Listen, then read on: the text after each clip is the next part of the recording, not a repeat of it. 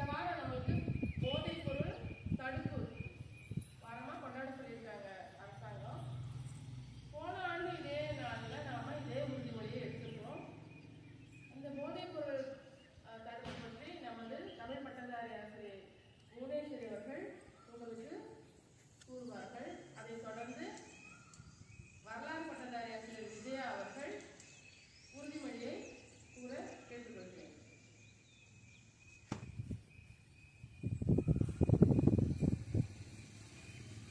அனைவருக்கும் என்னுடைய காலை வணக்கங்கள். இப்போ நம்ம தலைமையாசிரியர் சொன்னாங்க போதை ஒழிப்பு வாரம். போதை ஒழிப்புன்றது ஒரு வாரத்துக்கு மட்டும் இல்லை, வருஷம் ஃபுல்லாகவும் தான்.